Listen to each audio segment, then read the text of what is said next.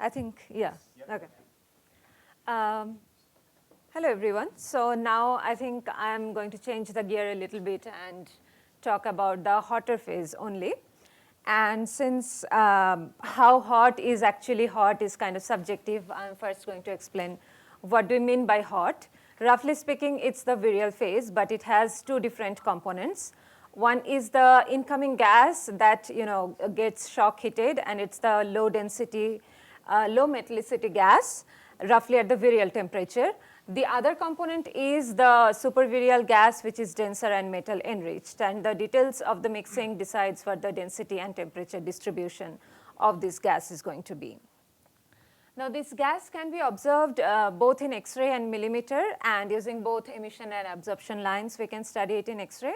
Today, I'm going to focus particularly on individual external galaxies in X-ray emission and stacking of galaxies in millimeter. So in case of individual external galaxies, the main challenge is to characterize the foreground and the background. And since almost 90 to 95% of the photons in soft X-ray comes from the foreground, and it's made up of multiple components, some of them vary with time, some vary with space, some both.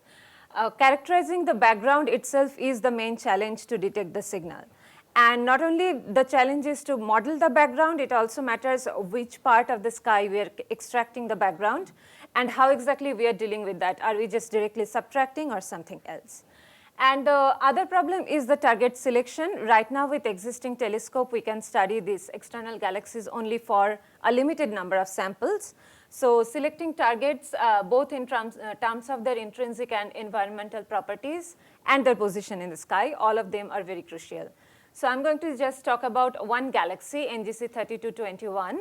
It has a mass of roughly like Andromeda and forming stars at a very high rate. It's a filled galaxy, so not affected by the groups or cluster medium around it, and not an AGN. So we know that whatever we are detecting right now is not directly contaminated by the AGN feedback.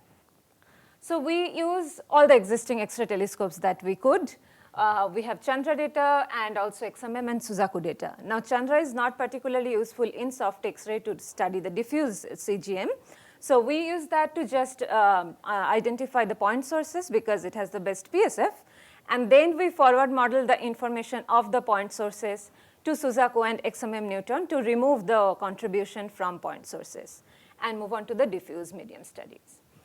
Now, conventionally, the idea is to take the background from some region far away from your source and subtract it from the on-source spectrum. But in this case, since we are dominated by the background, we do a conditional simultaneous fitting of the on-source and the background spectrum, where some of the components can be tied, where some of them can be freed. And if you directly subtract, it's a very non-trivial way to solve it. So the better way to go is to conditional fitting. And also, instead of directly getting the density and temperature profile, which is done conventionally, we split the whole analysis into 3 steps. First, we look for some signal, then we identify if it is truly the CGM or something random, and then we move on to the actual studies of density and temperature profile. So here you can see the 2 stages, where in the beginning we keep the inner radius fixed, something like 30 kiloparsec, making sure anything in between within 30 kiloparsec is not part of our analysis. And we keep the inner radius fixed and keep on increasing the outer radius. And in the other case, we keep the outer radius fixed and increasing the inner radius, which means we exclude the component. And in both cases, we try to see 2 things. One is if we include or exclude the extra CGM components, does it improve the fit statistics? And the other case, we just look for the significance from the signal to noise ratio of only the continuum. And in both cases, you can see that even beyond 150 kiloparsec, we record this extra component at more than 99.6% confidence. And here you can see the signal to noise is 4 sigma, and it continues to increase as we keep on increasing the aperture. So from both of these, we can see there is an extended CGM required in the spectrum at a very high confidence and significance. And this is roughly how the spectrum looks like. So this is the whole data. Sorry. So this is the whole data shown in gray. And you can see all the components in different colors. The sum of all components except the signal is shown here in the gray dashed line. So this little difference between the total data and the signal, the data and the background, that is the signal coming from oxygen 7 in the CGM. I mean, that is how it has been so hard to detect it. And this is only the integrated detection that we find at 3.6 sigma in Suzaku and 4 sigma in XMM. So far this has been the first and only external spiral galaxy where we have been able to detect it. If we get more data, we will be able to do this for more galaxies. So if you are in the TAC of XMM Newton, just hear us out. Yeah, so now that we have the detection, we can get different profiles, both radial and angular. Here in the left, you can see the temperature profile where beyond 100 kiloparsec, it is consistent with virial, but within that, the temperature continues to increase. And here, you can see the surface brightness density as a function of position angle. So this is basically the azimuthal profile within 100 kiloparsec. And along the minor axis, we can see the surface brightness is almost 2.5 sigma below the global average. And if we combine these two analyses, it indicates that there might be thermal feedback that's removing the pre-existing CGM, thus creating a cavity and also heating it up. So we have something with a lower density and a higher temperature there. And here is the emission measure profile by, this is the projected profile, and we fit it with a beta model, keeping the beta fixed and get the projection corrected density profile. So the density is roughly as expected in theories. The core radius is really high. It shows the core radius is almost 60% of the virial radius, showing the CGM is truly flat and extended out to a large radius. And the mass is pretty large, in fact larger than the stellar mass, and the baryon fraction could be as large as for a baryon sufficient halo, but as the error bars are pretty large, we are now working on the new data, which is almost 10 times deeper than the existing data. So hopefully we'll have more precise measurement from this. I just finished reducing it this Monday, so hopefully I'll have results pretty soon. And now moving quickly onto the stacked galaxies using millimeter. Here we use the Sunyaev-Zeldovich effect, which is basically a measure of thermal energy or thermal pressure of ionized CGM, independent of any metallicity measurement of the gas. And here we cross-correlate the WISE galaxies with the Planck and Atacama Cosmology Telescope Compton Y map. So the advantage of Atacama Cosmology Telescope is that its beam size is almost 10 times better than Planck. So it really helps us to resolve the individual galaxies better. And roughly speaking, this is how the stacked map of different masses look like. This is again dominated by the background. This is again dominated by the background, but this blue blob is where basically we have the detection in excess compared to the background shown here in green. From these, we can basically get two different results. One is the thermal energy directly that we get from the Compton Y, and we can also assume the volume average temperature is consistent with virial and get the baryon fraction.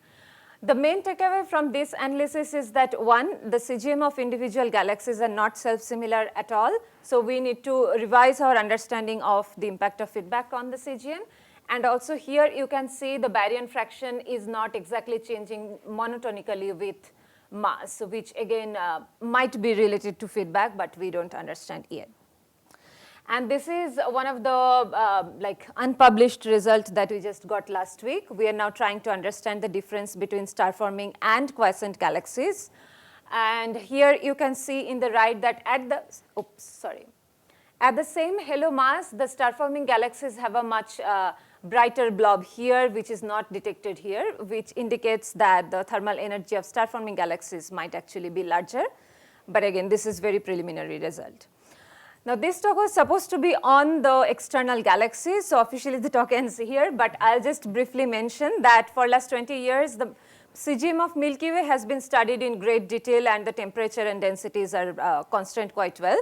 But there are other things that we can also characterize, such as the chemical composition, non-thermal line broadening, and the turbulence.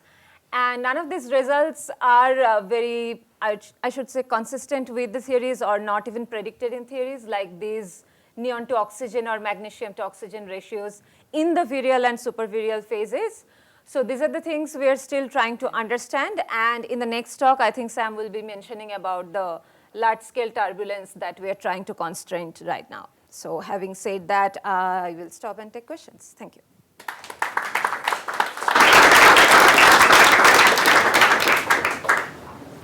Question? I was wondering if you could just briefly say something about, for both of your SZ stats that you're showing, the signals seem to be offset somewhat from the center. I wondered if you could have why that is. That could be, I mean, there could be both pixelation effects as well as physical reasons. So the pixelation effect is very easy to understand. I mean, I don't show the averaged out effect here. So we don't have any azimuthal information about the galaxies. We are just tracking at the optical center of the galaxies. And if we take just the radial average, then the center is the brightest point, which I didn't show here. I mean, in the lower bottom base, but there is no center as such. As you can see, there is probably no detection. So that is one thing. The other thing is that often what is found even in galaxy clusters is that the center of the hot gas is offset from the optical. That could also be the reason here. But it's not resolved, so yeah, we can say with high confidence. Can you go back to your angular X-ray? Yeah, so I was quite struck by these dips along a certain direction. So I'm sure you're familiar with these Trong papers, which make quantitative predictions for this kind of angular signal from G and Eagle and some comparison. So 2 questions. Were you able to compare to any of these expectations? And second, we also suggested that X-ray hardness would be nice to look at in this context.